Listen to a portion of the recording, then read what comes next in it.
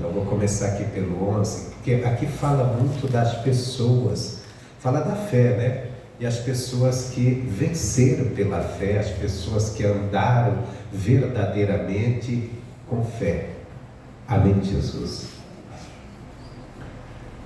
É bem conhecido o Hebreus 11, mas primeiro eu quero falar, então vamos para a gente entender a princípio, aquilo que nós até já conhecemos, que é esse fundamento da fé, né, em que ela está fundada.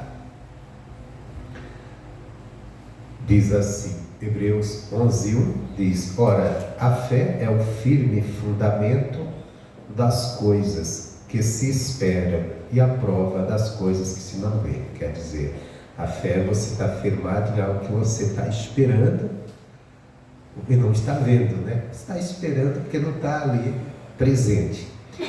Aí no versículo 6, ele diz: ora, sem fé é impossível agradar a Deus ou agradar-lhe, porque é necessário que aquele que se aproxima de Deus creia que Ele existe e que é galardoador dos que o buscam. Duas coisas que Ele nos cobra na fé.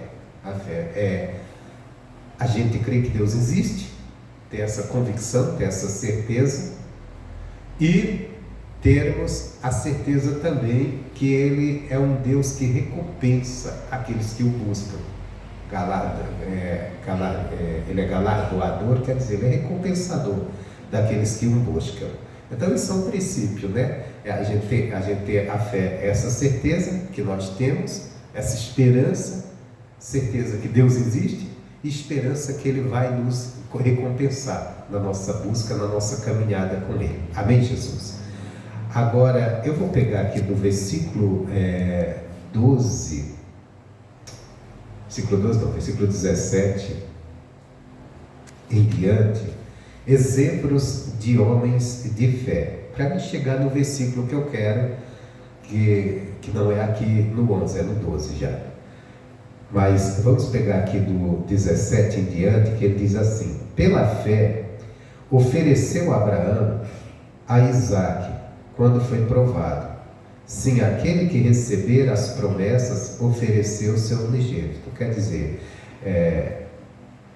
Deus, Ele fez uma promessa a Abraão. Ele falou para Abraão sair do meio da parentela que Deus ia mandar ele para uma terra, e naquela terra que ele peregrinasse, Deus iria dar para a sua descendência. E quem era aqui a descendência inicial de Abraão? Isaque. Aí Deus vai e pede: agora sacrifica esse Isaque a mim. E ele faz isso, ele vai fazer isso. Deus não deixa, não permite, né? Mas ele obedece. Então, ele está obedecendo por quê? Pela fé, a certeza que Deus iria recompensar. Amém, Jesus? Que é o que nós aprendemos. Diz: sendo-lhe dito, em Isaque será chamada a tua descendência. Considerou que Deus era poderoso para até dos mortos ressuscitar. Entenda bem, quando Deus deu Isaque para Abraão, que Abraão não tinha condições de ser pai, nem a sua mulher de ser mãe, e Deus milagrosamente faz com que ele se torne pai, Deus disse: olha, esse filho, esse Isaque, ele é tua descendência, ele vai ser o herdeiro dessas terras. Agora Deus vem e diz assim: ó, mata ele, sacrifica ele a mim. Então Abraão diz: espera aí, Deus, mas o Senhor falou, era de Abraão questionar. O Senhor falou que ele ia ser aqui o herdeiro das terras, agora o Senhor está pedindo para eu matá-lo? Mas o Abraão foi sacrificar, porque o Abraão sabia de uma coisa: não, Deus, ele prometeu, ele vai cumprir a palavra dele. Então, mesmo que eu mate meu filho, Deus tem o poder até de ressuscitar. Então, Abraão tinha uma fé ali diferente, uma esperança muito grande, por isso que ele foi fazer. Deus não permitiu, nós sabemos. Deus não permitiu, foi só um teste. Mas o Abraão não sabia que era um teste, até então. Só que ele tinha uma certeza: não, Deus vai fazer alguma coisa aqui. Tanto é quando Isaque diz assim: cadê o cordeiro? Está aqui a lenha, cadê o cordeiro? Aí diz: o Senhor proverá. Só que na mente dele você aí. Você vai, deita aí. Continuando. Pela fé Isaque abençoou Jacó e Esaú no tocante às coisas futuras. Isso aqui foi quando Isaac já estava velho, ele foi abençoar os filhos. Ele queria abençoar o Isaú, mas ele abençoou aqui, primeiro com a bênção da primogenitura, Jacó, e depois também teve a bênção de Isaú, mas não era mais essa. Pela fé, Jacó, próximo da morte, abençoou cada um dos filhos de José e adorou, encostado à ponta do seu bordão. Então, tudo pela fé. Quer dizer, realmente, né? Ninguém pode abençoar outro se não for pela fé. Então, por exemplo, se você pega a bênção que Jacó falou para os filhos, para todos os seus filhos, mas para os filhos de José, ele estava falando daquilo pela fé, porque ele abençoou, que eles iam ser grandes, eles iam ter herança na terra prometida, que nem era deles, estavam no Egito. Então tudo era pela fé, aquela certeza, Deus vai cumprir o que falou. Pela fé, José, próximo da morte, fez menção da saída dos filhos de Israel e deu ordem acerca de seus ossos. Quer dizer, quando José estava próximo de morrer, ele disse assim: olha, quando vocês saírem do Egito, nem se imaginava naquele momento, mas quando vocês saírem, vocês levam meus ossos para lá, para a terra prometida. Não tinha nem ideia de quando isso ia acontecer, mas pela fé ele tinha certeza disso. Isso aqui é mostrando, né, que nós devemos ter essa certeza de um dia adentrarmos nos céus. Nós temos que ter essa certeza. Essa certeza só é pela fé mesmo, porque você não pode ver. Você já viu algum asfalto sendo construído para ir para o céu? Tem alguma estrada aí preparando-se? Não tem. Então é pela fé, né? Não tem nenhum caminho que a gente possa pegar e dizer: será que dá para chegar lá? Não dá. Estão inventando aí, tem foguete, né? Criando até um foguete agora que dá ré, que dá a volta. Então veja bem, tem uma confusão com esse negócio de foguete. Tem foguete, mas para chegar no céu, não. A estrada do céu nós não vemos. Então nós podemos crer que vamos chegar lá. Vamos nem que a gente sobe de nuvem, né? Jesus subiu de nuvem, então por que não? Então, pela fé, Moisés, já nascido, foi escondido 3 meses por seus pais, porque viram que era um menino formoso, e não temeram o mandamento do rei. Havia um mandamento que tinha que matar os meninos homens, guardar. Pela fé, Moisés, sendo já grande, recusou ser chamado filho da filha de Faraó, escolhendo antes ser maltratado com o povo de Deus, do que por um pouco de tempo ter o gozo do pecado. Isso é uma coisa séria, né? Havia uma escolha para Moisés. Ou ele continuaria sendo filho da filha de Faraó, desfrutando de toda a riqueza do Egito, ou ele ia viver uma vidinha que ninguém queria, vida de escravo, junto com o seu povo. Ele escolheu a vidinha, porque essa vidinha ele sabia que levava a verdadeira vida, a vida eterna. Amém?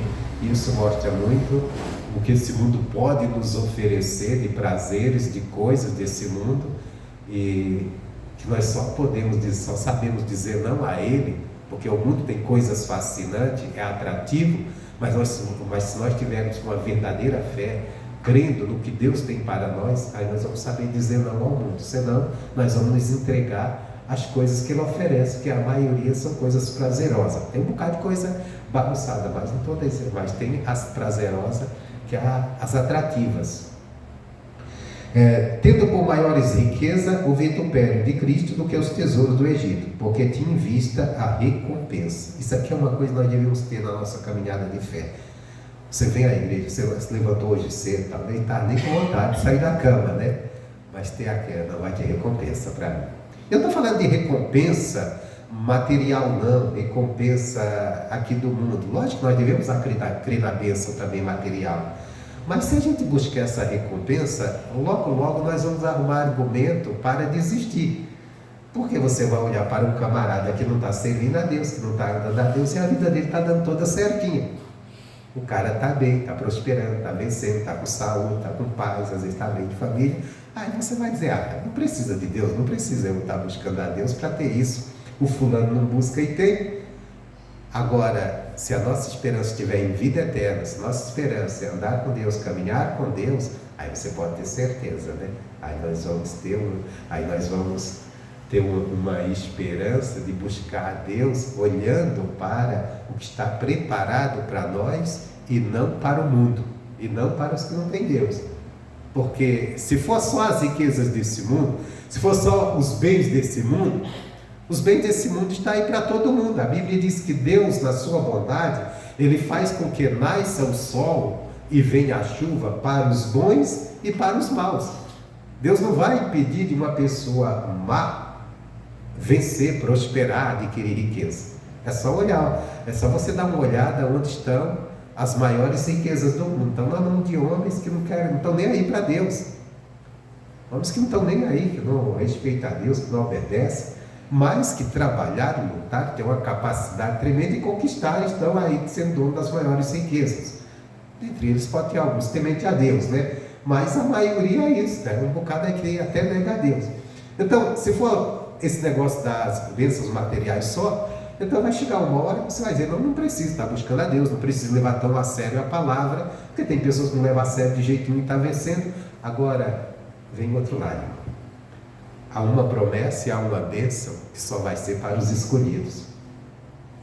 Vai chegar um momento que a tribulação do mundo vai ser tão grande e só vai se salvar dela aqueles que forem de Deus. Que é a volta de Jesus. A volta de Jesus, Ele vem buscar a sua igreja. E Ele traz paz e um dia glorioso para a sua igreja. Mas vai ser um dia terrível para o mundo, sem Deus. As coisas não vão ficar boas, de jeito nenhum. Então, isso era a esperança que existia no Moisés, que poderia desfrutar de toda a riqueza do Egito, de toda a bondade do Egito.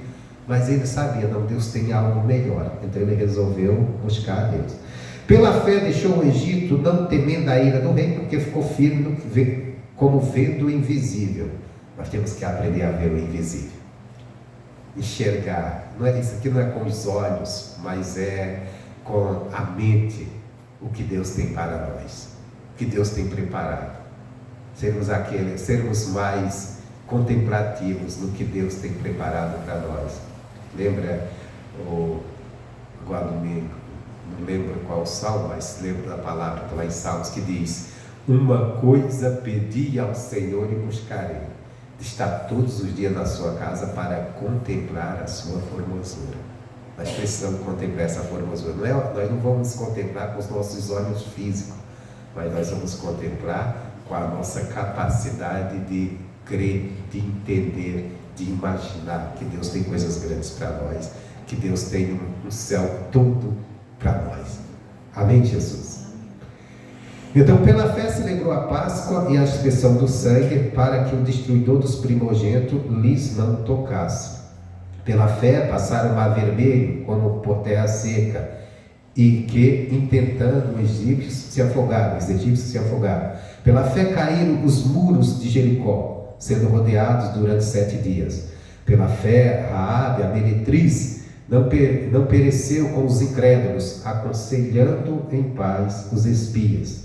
O que mais direi? Falta-me-ia o tempo contado de Gideão, de Baraque, de Sansão, de Jefté, e de Davi, e de Samuel, e dos profetas, os quais, pela fé, venceram reinos, praticaram a justiça, alcançaram promessas, fecharam as bocas dos leões, apagaram a força do fogo, escaparam do fio da espada, da fraqueza tiraram forças, da batalha se esforçaram, puseram em fuga os exércitos dos estranhos. Então, pela fé, homens de Deus venceram. Homens de Deus se tornaram testemunhas do agir de Deus. O que é uma testemunha? É uma pessoa que presenciou algo. Então, esses homens, pela fé, eles viram Deus agir. Eles creram e viram Deus agir. Se tornaram grandes testemunhas dessa grandeza de Deus, o qual relataram, está escrito aqui. Mas também pela fé, esses homens também padeceram, porque no versículo 36 diz assim: e outros experimentaram escárnios e açoites, e até cadeias e prisões.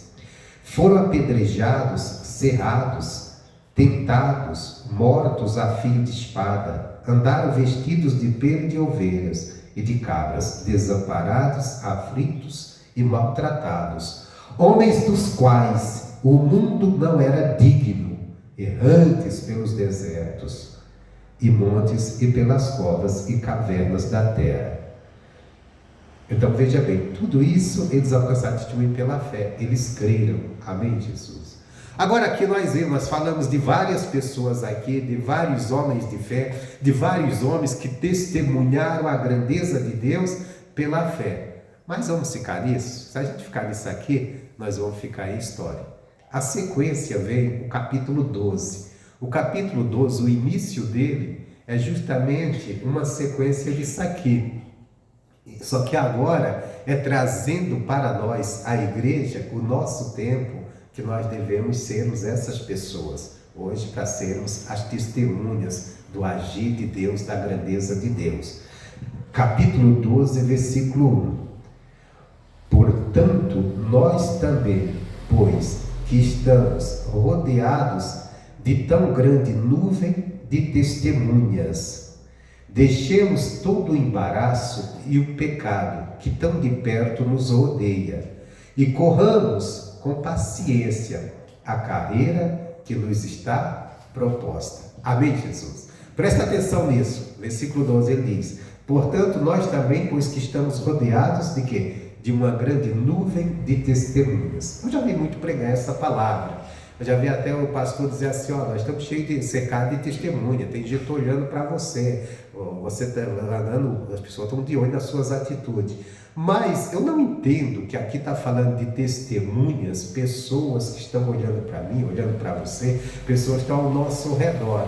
Eu vejo isso aqui como uma sequência do capítulo anterior que nós lemos, e por isso que eu li. Quais são as testemunhas? Porque testemunha é uma pessoa que foi testemunha ocular de algo, quer dizer, que viu algo. E nós acabamos de ler aqui, no capítulo 11, homens que andaram com Deus, que creram e que testemunharam a grandeza de Deus, o agir de Deus. Então esses homens são testemunhas. E nós estamos seguindo esse Deus pelo quê? Pelos escritos desses homens, pelo que eles deixaram escrito, pelas escrituras. Então eles são as testemunhas que nós estamos cercados nessa caminhada de fé. São as testemunhas que testemunharam do poder de Deus. E se nós estamos rodeados de todos esses testemunhos, ou de todas essas testemunhas da grandeza de Deus, foram os homens de fé, que nós falamos sempre que vamos pregar, falamos de Moisés, falamos de Elias, falamos dos profetas, falamos de Abraão. Então foram testemunhas vivas, nós estamos cercados pelas escrituras disso aqui. Se nós estamos cercados, isso está tudo aqui para nós tomarmos como exemplo a vida desses homens, a fé desses homens, e nós cuidarmos da nossa caminhada com Deus. Porque se esses homens, eles evitaram o pecado pela fé, qual é a melhor maneira de nós evitarmos o pecado? Obedecer a Deus. E o que eles fizeram? Eles evitaram o pecado obedecendo a Deus. Porque você imagina quando Deus chega para Abraão e diz assim: sai do meio da tua parentela e vai para uma terra que eu vou te mostrar. Você vai peregrinar por ela. Ela não vai ser tua, ela vai ser da tua descendência. Abraão não tinha nem filhos. Ele poderia dizer: ah, não, isso. Já estou aqui, já estou com 70 anos, acho que 75 anos, no meio da minha parentela, vivendo aqui em segurança, vou para um lugar que eu nem conheço, nem vai ser meu, vou ser um peregrino.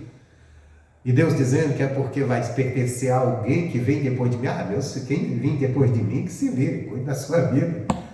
Até eu estava conversando outro dia com uma pessoa, ela falou assim, ela estava falando de herança, né? Ela, herança, isso é complicado, né? Você deixa a herança, depois filho só vai brigar. Tem gente que está se preocupando, não deixar a herança para ninguém. Deixar mais herança para ninguém. Então, Abraão, você já imaginou se Abraão tivesse esse pensamento? Pô, não vou ter terra, a terra não vai ser minha, a terra vai ser de alguém que vem depois de mim.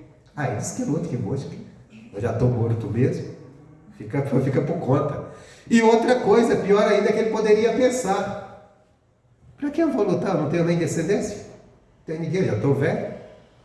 Mas ele acreditou na palavra e ele fez o quê? Ele obedeceu. E quando você obedece a palavra, você está andando em santidade. Só tem uma forma de andar em santidade: obedecendo a palavra. Então ele obedeceu. Se ele não tivesse obedecido, ele tinha pecado contra a palavra. Porque Deus tinha ordenado. Depois, quando Deus diz assim, pega o teu filho, teu único filho, sacrifica a mim. Ele obedeceu. Se ele não tinha obedecido, tinha desobedecido, desobediência, pecado. Então, isso, nós temos essas testemunhas que andaram com Deus, que viram o agir de Deus, que viram o manifestar de Deus. Ele diz, então, se nós estamos rodeados deles, então vamos fazer o quê? Vamos deixar todo o embaraço do pecado. E como nós vamos deixar o embaraço do pecado? Fazendo o que eles fizeram, obedecendo a palavra de Deus, obedecendo as ordenanças de Deus. Amém, Jesus? Você quer andar, pastor, eu quero andar em santidade. Eu não quero andar em pecado. Então só tem uma forma, obedecer o que a palavra diz. Quando você chegar e for tentado a agir contrário, isso é para você, é para mim, todos nós. Nós somos tentados em alguma coisa, a gente lembrar, mas sabe, o que diz a palavra de Deus acerca disso aqui? Não. O que eu estou com vontade de fazer, o que eu estou sendo impulsionado a fazer, e às vezes até a vontade carnal está mandando, está falando alto, está gritando, está aos gritos. Faz. Aí você diz, não, mas a palavra de Deus, eu vou obedecer a palavra. Obedecendo a palavra, você está no caminho. Você está agindo certo. Lembra quando a gente tem que arrumar também, a gente não tem que fazer como Saul, homem de desculpa. Por exemplo, Deus falou para Saul, mandou ele ir lá batalhar contra um povo e disse assim, olha, destrói tudo ali está tudo amaldiçoado, até o gado ali está amaldiçoado, você destrói gado, destrói tudo, rei, tudo. Aí o Saul foi guerreou, fez um massacre contra todo mundo, mas quando chegou no gado, ele olhou, opa, que vaquinhas bonitas, gente. Olha só, que ovelhas lindas, que bichos bonitos aqui. Ah não, isso aqui vamos guardar. Aí ele chegou, viu também o rei, disse, não, eu vou poupar o rei também, esse cara vai me servir, vai servir. Esse cara é um rei, governante, então ele tem capacidade. Vou levar ele comigo. Ele vai me ajudar lá, vai ficar debaixo do meu domínio, mas a capacidade que ele tem vai me ajudar em alguma coisa. Quando Samuel chegou, disse assim, Saul, fiz tudo que Deus mandou. Fiz tudo, acabei com tudo. Não tem nada aí. Realmente estava um caos. Estava um caos. Aí o Samuel, Senhor, estou ouvindo um mugido de gado. De onde está vindo isso? Não é que o gado é muito bom, muito bonito. Aí ele já jogou para o povo, né? Os governantes gostam muito de jogar para o povo. Mas o povo falou para a gente deixar, oferecer em sacrifício para Deus. Aí coloca aquela jogadinha também de Deus. Quando o cara quer desobedecer, sempre vem com essa coisa. Aí o Samuel disse, rapaz, Deus não está interessado em sacrifício. Deus está interessado antes que obedeça a palavra dele. Isso é pecado de rebeldia. Você foi rebelde. E agora você perdeu o seu reinado para alguém que é melhor que você, que vai obedecer a Deus. Aí quando chegou, olhou, estava lá o rei. E aí, rei, cadê? Você não disse que matou tudo? Não, é que o rei eu deixei, mas a gente poupamos. Você veja como que eram as coisas, né? Como a gente tem que olhar algumas coisas, que lógico que isso não cabe para a graça, mas a gente tem que olhar coisas que aconteceram lá no passado, para a gente ver o quanto Deus, Ele é bom, mas também o quanto Ele é grave nas suas ordens. Porque Samuel, que anunciava a palavra de Deus, que anunciava as coisas boas de Deus, Samuel pegou uma espada, foi lá e matou aquele rei, ele mesmo. Porque era a ordem de Deus. Isso pode até nos causar assim, um questionamento. Como pode, né? Deus de amor permitir que alguém... Aliás, quando você lê o Velho Testamento, e você não entende o lado espiritual da Bíblia, aí você não compreende nada. Por isso que uma pessoa está começando a Bíblia tem que começar pelo começo, pelo novo mesmo. Porque no velho ele vai se perder. A não ser que ele pegar ali Salmos, Eclesiastes, Provérbios, que tem conselhos, mas se ele pegar a caminhada do povo de Israel, é tanta guerra, tanto morticínio, e Deus mandando, vai, destrói tudo, acaba com tudo. Aí você diz, o que é isso, cara? Eu lembro quando eu comecei a ler a Bíblia, teve uma parte que eu li, que Deus deu uma ordem. Aí Deus disse assim, olha, você acaba com tudo, até com as crianças daquele povo. Nossa, quando eu li isso, eu falei assim, eu sou melhor que esse Deus. Sou muito melhor do que ele. Eu não mandaria fazer isso. Eu me senti melhor que Deus. Eu não entendia.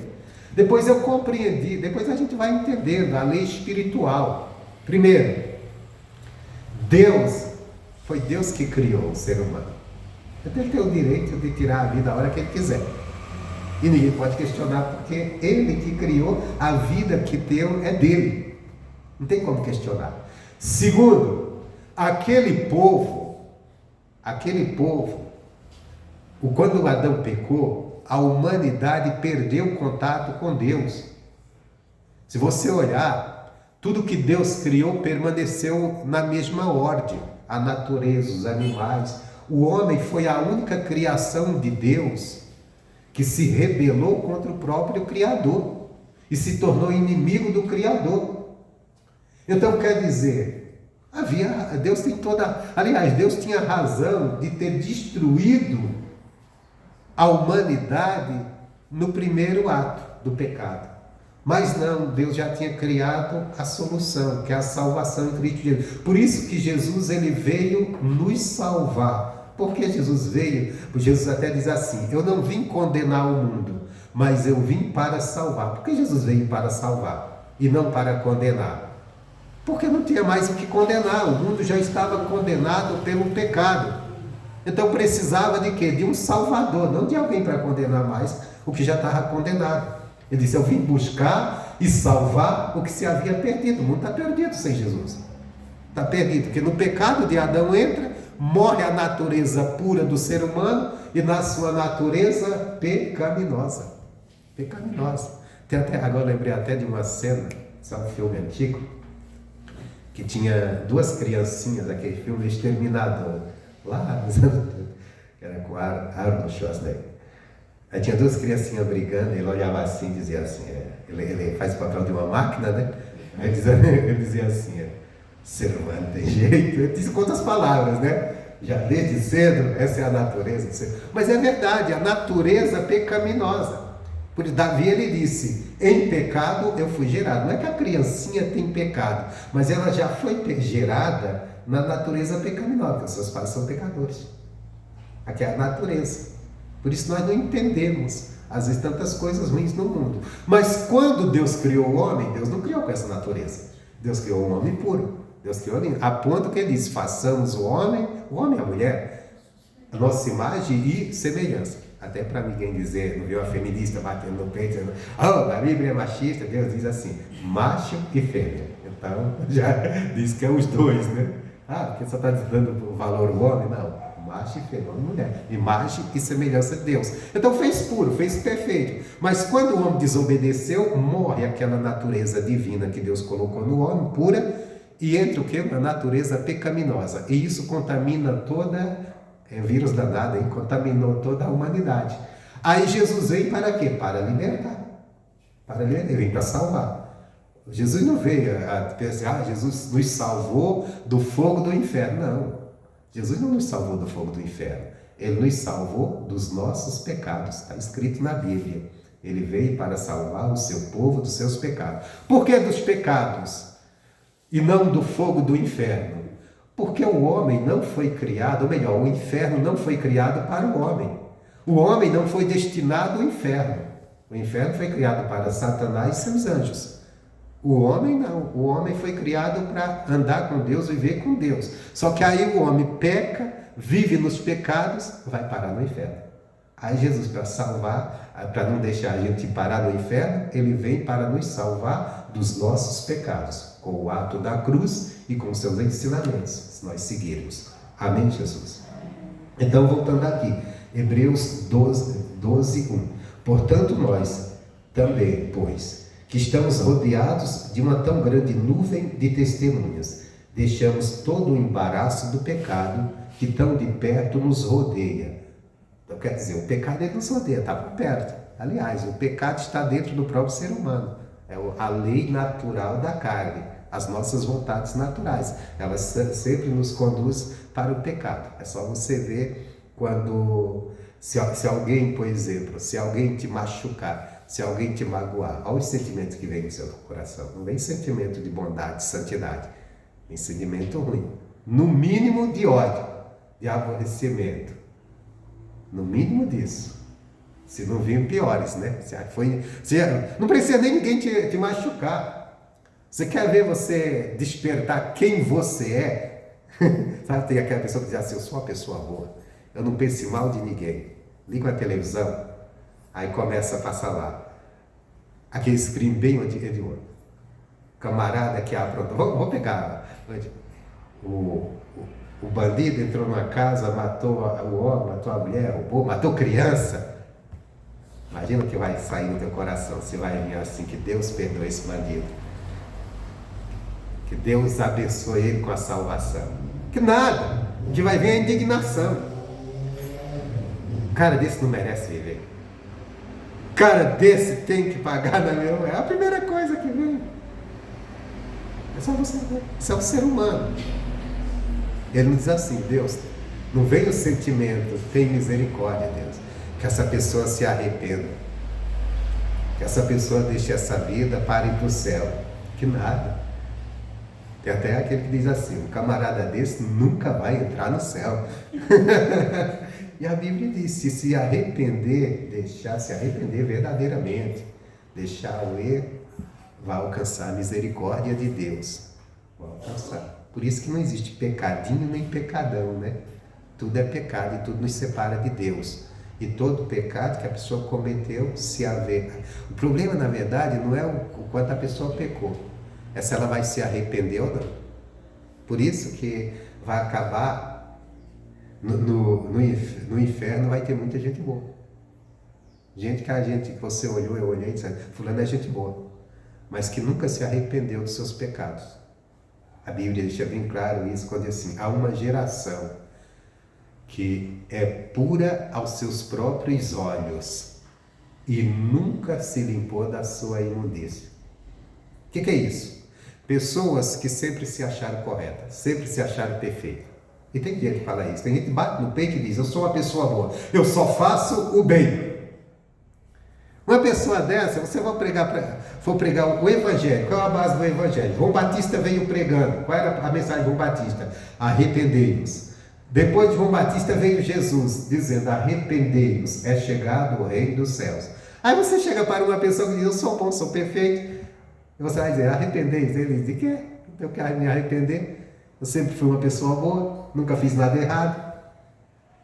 Só que nós entendemos uma coisa. Por mais que a pessoa tenha um caráter, tenha uma disciplina de viver uma vida correta, mas o homem já nasceu debaixo da natureza pecaminosa. E o Espírito Santo, que é quem convence o mundo do pecado, a humanidade, e Jesus disse que ele vai convencer do pecado de não crer em Jesus. E o que é esse pecado de não crer em Jesus? Qualquer pessoa que você passar por aí que tem uma noção religiosa, ele vai dizer assim, eu creio em Jesus, eu creio em Deus. Por que não creio em Jesus? É quando eu não creio, eu não entendo o ato da cruz e a salvação que aquilo me trouxe. Então eu não creio. E tem muita gente dentro da própria igreja que está tentando ganhar sua salvação nas boas obras que agradam a Deus e que devem fazer parte da vida de um salvo. Mas a salvação está na obra que Cristo fez por nós na cruz do Calvário. E se nós estiver crendo nisso, então estamos em pecado. O pecado de não crer nele. Aí começamos a buscar a salvação em quê? Na nossa própria capacidade, na nossa própria bondade. Quer dizer, na nossa própria justiça. E a justiça que nos justifica, que nos limpa do pecado, que não só perdoa como nos justifica, é Jesus. Jesus é a justiça de Deus para nós. Se nós estivermos crendo nisso. Então o pecado Nós temos as testemunhas, foram os homens que andaram com Deus. Estamos cercados deles através das Escrituras, do que entendemos.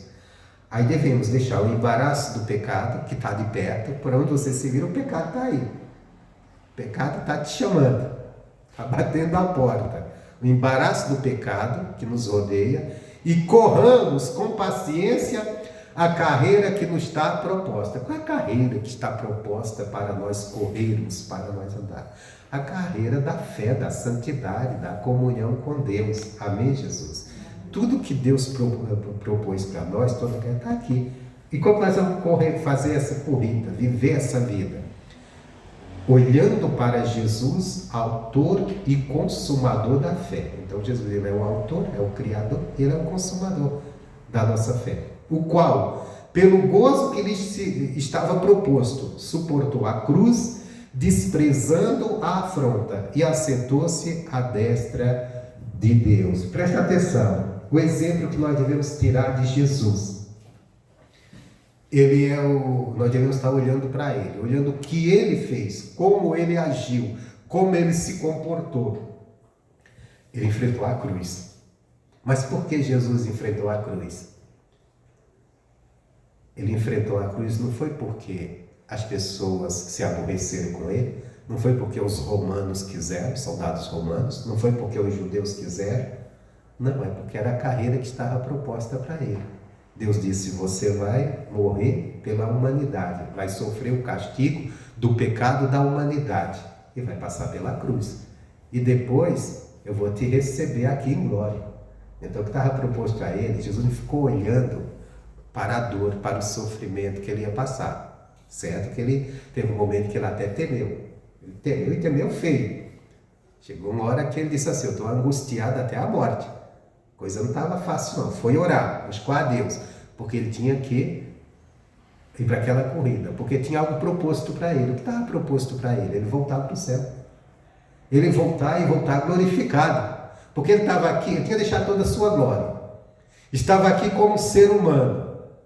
Isso já é a maior humilhação para quem é Deus, é estar como um ser humano. Você imagina, Deus não tem necessidade de nada. Nada pode tocar Deus. Um ser que não tem nem como explicar, como disse Davi. Tal ciência é muito alta para mim compreender. Então Deus que criou os céus e a terra, um Deus perfeito em tudo. Sem nenhuma dificuldade, tudo para ele é fácil. De repente ele se tornar um ser humano, necessitando de coisas que o ser humano necessita, padecendo aflições.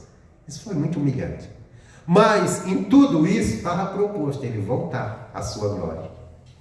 Ele voltar glorificado e com maior glória ainda. Porque lhes foi lhe dado um nome sobre todos os nomes. Nos céus, na terra e debaixo dele. Não todo joelho se dobrará. Quem não está se dobrando hoje, vai chegar uma hora que vai se dobrar diante dele, da grandeza dele. Então ele olhou para isso, o que Deus tinha. Isso aqui ele está dizendo que nossa caminhada de fé, nós devemos correr ela, porque a nossa caminhada é nós sermos o quê? Glorificados. A volta de Jesus nos promete isso, que nós como igreja vamos ser glorificados para subir aos céus. Isso é a carreira que está proposta, uma eternidade com Cristo, uma eternidade com Deus. A Bíblia diz que nós hoje não sabemos como nós somos ainda, mas no dia que se manifestar Jesus, aí nós vamos ver Deus como Ele é e veremos também como nós somos, semelhantes a Ele, verdadeiramente. Hoje nós nos vemos que é um ser humano cheio de falha, cheio de erro, cheio de necessidade, às vezes preocupado até com o que vai comer daqui a pouco, não é verdade? A gente está aqui na igreja e já está pensando se o feijão vai queimar em casa. É isso. Mas aí nós vamos ver a condição que nós somos. Então está proposto algo grandioso para nós.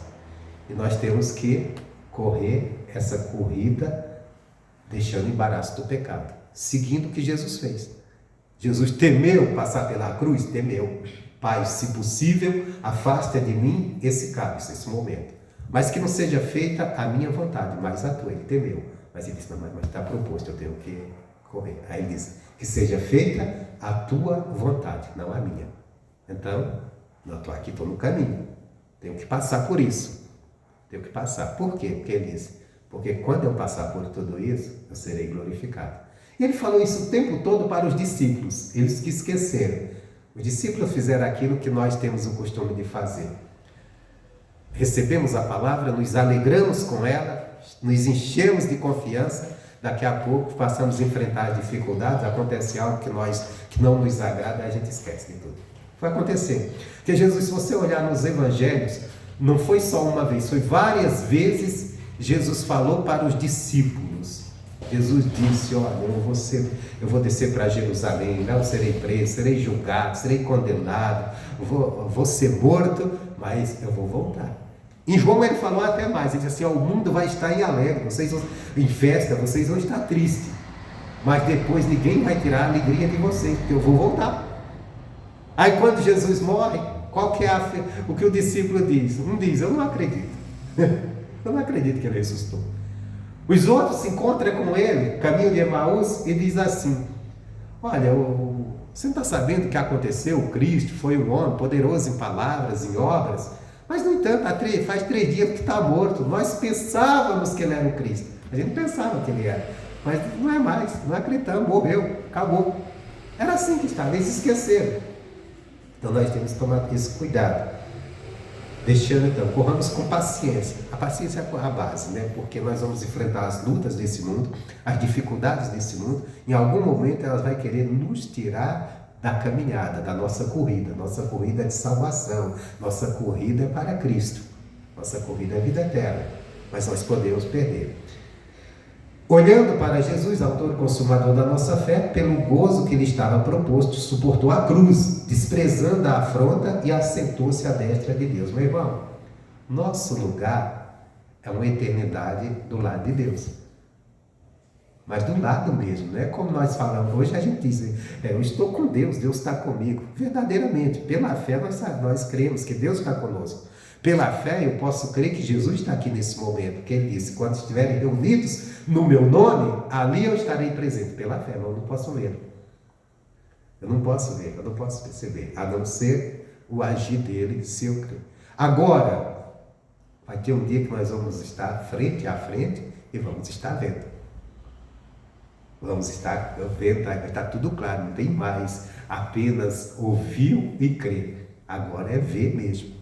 Vamos ter. E nós temos que crer nisso aqui, é o que está proposto, está diante de Deus, para nos assentar. Jesus disse, eu vou me assentar diante do Pai.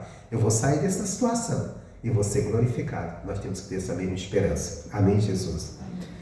E aí ele diz, considerai, pois, aquele que suportou traz contradições dos pecadores contra si mesmo, para que não enfraqueçais, desfalecendo nos vossos ânimos. Olha, eu vou te dizer, a vida, o dia a dia, as lutas que surgem, os problemas que enfrentamos, às vezes oposições, adversidades, coisas que vêm para nos frustrar, frustrações, coisas que vêm para nos indignar, isso pode fazer enfraquecer a nossa caminhada, o nosso ânimo de caminhar, de servir a Deus. Como eu faço para que eu não venha enfraquecer? Considerar o que Jesus suportou. Considerar, dar consideração, entender, compreender, dar toda a atenção. Dizer, não, eu tenho que continuar. Porque Jesus passou por todas as contradições maiores que tinha. Mas hoje ele está na direita de Deus Pai. E essa é a promessa que tem para mim também. Porque a Bíblia diz que em Cristo Jesus nós estamos assentados nos lugares celestiais. Quer dizer, o lugar nosso já está garantido em Cristo. Agora nós que podemos jogar fora, se nós desanimar, desfalecer na caminhada. Desfalecer não chega lá. Amém, Jesus? Tem muito mais aqui, mas eu vou parar por aqui porque daqui a pouco tem Córrego do Ouro.